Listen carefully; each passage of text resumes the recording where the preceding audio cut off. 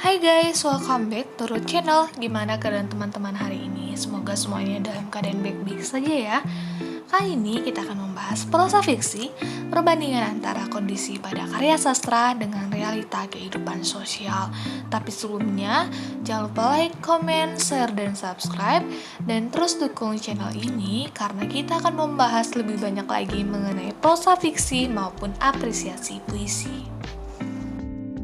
Teman-teman, karya sastra itu merupakan media utama bagi pengarang untuk mengungkapkan berbagai macam idenya melalui proses kreatif.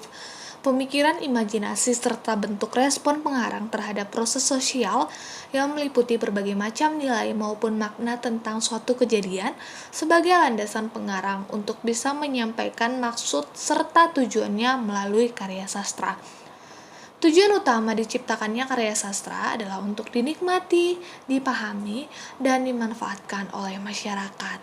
Oleh sebab itu, tidak mengherankan jika pada zaman dahulu, karya sastra dijadikan sebagai objek media pembelajaran untuk menyampaikan nilai-nilai, pesan moral, fakta sosial, atau konflik-konflik yang terjadi dalam masyarakat kepada pembaca. Teman-teman, fakta sosial yang terjadi dalam karya sastra tidak dapat nafikan lagi. Sebab kapan dan dimanapun karya sastra itu diciptakan, akan selalu merefleksikan situasi maupun keadaan sosial masyarakatnya. Baik pengarang sebagai penciptanya, karya sebagai ciptaan, bahasa sebagai medium, hingga pembaca sebagai penikmat karya sastra. Semuanya tidak dapat dipisahkan dari konteks sosial pengarang. Diambil dari Didipu 2013 halaman 91. Pengarang mampu merefleksikan berbagai macam masalah dalam karya sastra, namun pengarang produktif, cerdas, dan handal adalah pengarang yang mampu membandingkan antara keadaan di luar dan di dalam karya sastra, peka terhadap realitas sosial yang terjadi di sekitarnya, dan mampu mengolahnya dalam karya sastra sebagai bentuk cerminan keadaan sosial budaya masyarakat. Jenis karya sastra yang sering menjadi media utama dalam menyampaikan berbagai macam konflik dalam masyarakat adalah novel.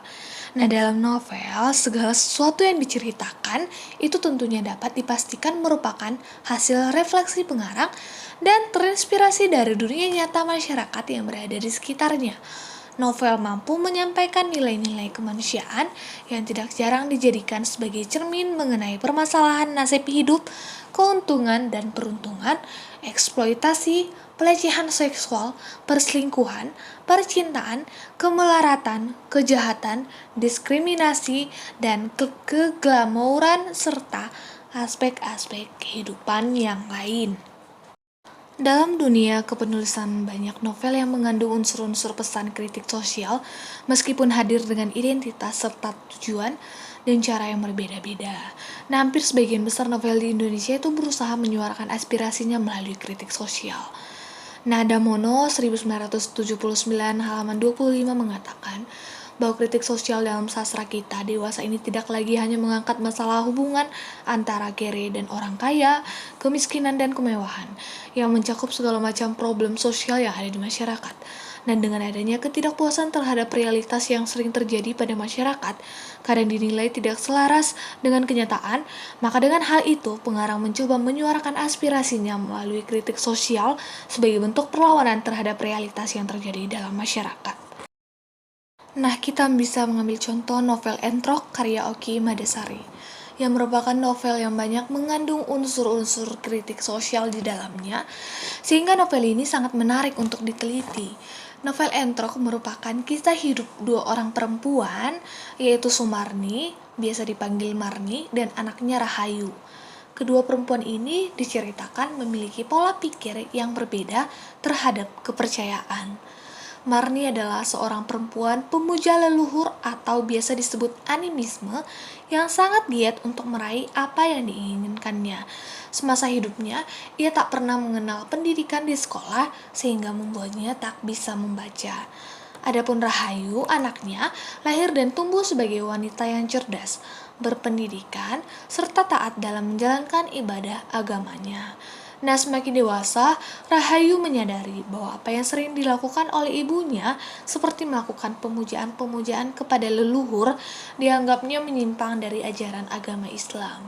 Perbedaan pola pikir terhadap kepercayaan animisme yang dilakukan oleh tokoh Marni memicu munculnya konflik di antara mereka. Selain masalah kepercayaan dalam agama, novel ini juga banyak menyinggung masalah-masalah yang mengangkat tema politik, berhubungan dengan adanya perubahan kebijakan pemerintah yang makin lama makin cenderung pada militeristik, yang makin lama berkuasa dan merajalela. Banyak warga yang digusur akibat adanya pembangunan waduk, rakyat-rakyat kecil ditekan, dibungkam sehingga tak mampu melawan. Dengan mudahnya setiap orang dicap PKI sebagai salah satu alasan serta tuduhan agar mereka selalu patuh dalam perintah para tentara, serta bentuk-bentuk perlawanan yang dilakukan oleh wartawan yang dihukum langsung oleh instansi tanpa diadili. Banyak koran-koran di media massa dibungkam. Nah, novel ini mampu menggambarkan adanya sistem aturan yang tidak selaras terkait dengan permasalahan sosial yang meliputi perbedaan kepercayaan, ketidakadilan, kesetaraan gender, serta adanya bentuk penindasan terhadap masyarakat kecil. Novel ini juga dengan jujur menggambarkan bagaimana sebagian masyarakat yang masih belum bisa menerima adanya perbedaan maupun perubahan yang terjadi dalam manusia. Dalam mengimplementasikan teori sosiologi sastra, Alan Sweeney Wood dijelaskan ada 3 perspektif utama. Yang pertama, ada perspektif yang paling populer mengambil aspek dokumenter. Perspektif ini memandang bahwa karya sastra sebagai dokumen sosial memberikan penekanan pada cermin zaman. Yang kedua, pendekatan yang mengungkap sastra sebagai cermin situasi sosial penulisnya. Dan yang ketiga, penelitian yang melacak penerimaan masyarakat terhadap suatu karya sastra di waktu tertentu.